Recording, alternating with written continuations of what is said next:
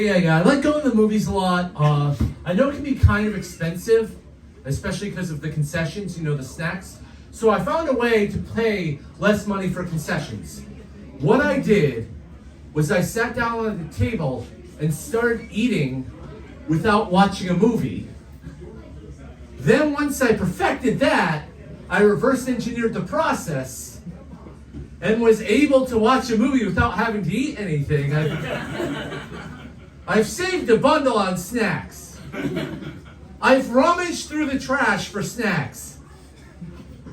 Tell you go to the theater, bags of popcorn, not even touched. They are just big fluffy bags of buyer's regret. But no, the last movie I saw though was Wonka. And I know you're thinking, I know where he's going with this. He's gonna hoist on his own petard. He's not gonna buy candy, then go sees a movie about candy, gets hungry. No. I hate candy. I know that makes me a weird soulless freak. Where AJ lost me was his love for Sour Patch Kids or whatever. Candy is just such a bizarre invention. What if food wasn't made out of food? It's just such a filthy trick. Just imagine going to Somalia and there's just a child there. He's like, I'm really hungry. Oh, you can have this. These Skittles there, my teeth are so brittle. Don't worry about it. And he has the Skittles. You're like, am I fed now? Not really. If anything, you're worse off. You have experienced negative nutrition. But no. I thought Wonka was a good movie, despite being a propaganda for a devious industry. And also, it was better than I expected because so many prequels are just a bad idea. How people are mining the IP from. Just everything's a prequel now. What was this character like when they were younger? Oh, what were they like when they were younger than that? What were they like when they were younger than that? And starting to get why people in the South think embryos are children. We don't really have a conception that things should start when they start. But no, I did I'm not big on prequels. Something I found a very horrifying prequel to me is the Young Amelia Bedelia series. I know who here is familiar with Amelia Bedelia, raise of hands. Yeah, just 3 people. I know you're super young. For me, it was a staple of my childhood, but I know I'm old. I'm from the time of Brown Burger King. So the premise of Amelia Bedelia is that it's a housekeeper who's very literal-minded. So you'll be like, hey, Amelia Bedelia, can you make a sponge cake? And she'll chop up pieces of his kitchen sponge and put it in the batter, and then you eat it, and then they're like, oh, this cake is gross, it's nasty. And that is the comedy for 20 books. But this is the thing, that's what people say the premise is, that she's literal-minded, but I don't think that's quite accurate. I would describe Amelia Bedelia more as something like a sadistic genie, where she takes her orders and then executes them in the way that is the most inconvenient, if not horrifying. Because this is where I was reading Merry Christmas, Amelia Bedelia, where she's given the orders to trim the tree. She's completely unfamiliar with Christmas, which I think reveals something very important, is that apparently there was a previous housekeeper that was there at least 364 days ago, and she took all the decorations with her. So she's told to trim the tree, and so she's like, all right, most people think that it's decorating the tree. She starts chopping up the tree.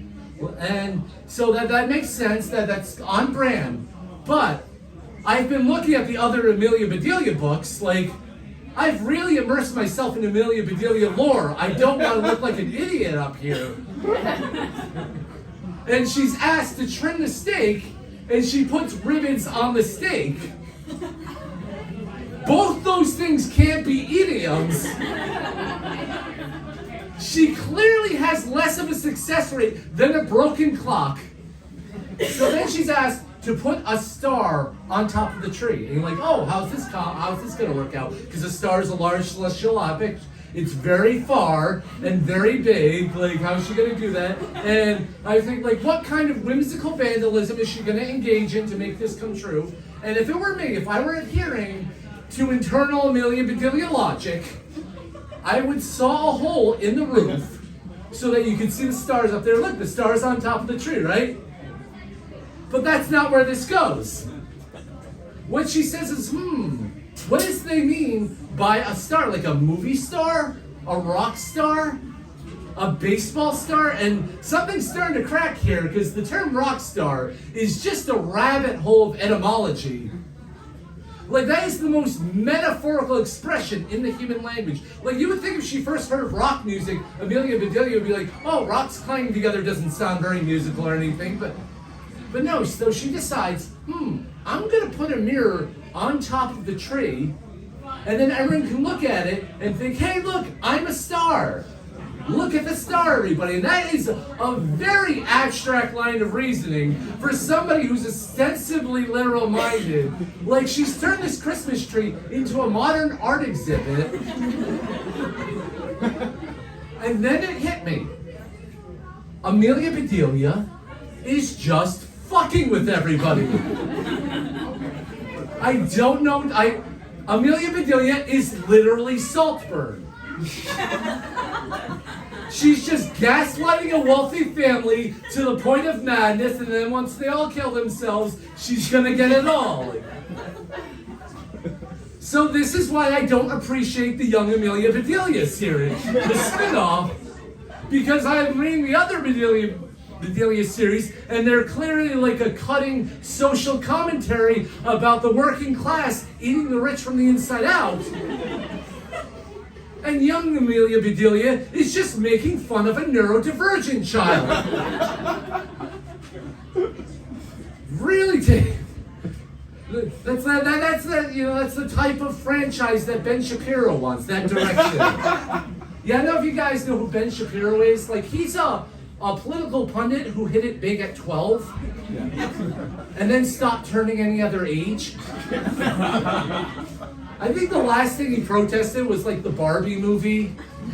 Because he was so mad at the Barbie movie, he's melting Barbies in the canister. And if he only just waited for everybody else who was liberal to turn on Barbie, but he just doesn't have that patience. I think this is why he was upset on Barbie, because that took a lot of the spotlight off of the movie The Sound of Freedom. And I think he was really, really terrified when people weren't seeing Sound of Freedom anymore. And I think that's when we gotta show compassion. When we see Ben Shapiro, we gotta be like, hey buddy, don't worry about it.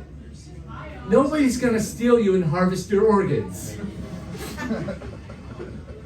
Even though you look like a child whose organs should be stolen. No, I mean, I'm not much of an organ harvester, but I think if I were Ben Shapiro, if I were given like a child's organs, I saw Ben Shapiro's organs, I wouldn't want those organs. I'd be like, do you have any other adenochromes?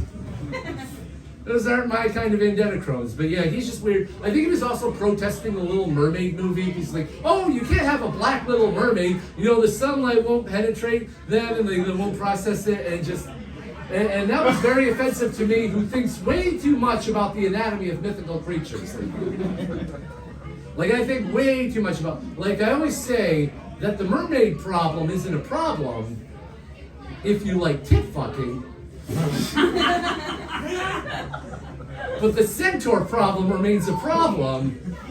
You guys know what a centaur is. I know we've got astrology hoes in there. It's like a half human, half horse creature.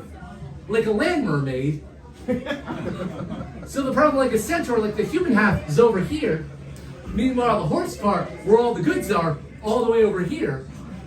So for all intents and purposes, having sex with a centaur is just having sex with a regular horse that's wearing a person as a hat.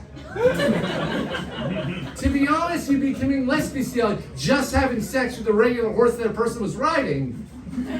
Because at least you can kind of touch the person part every once in a while. Guys, thanks so much. Give you back to Sean.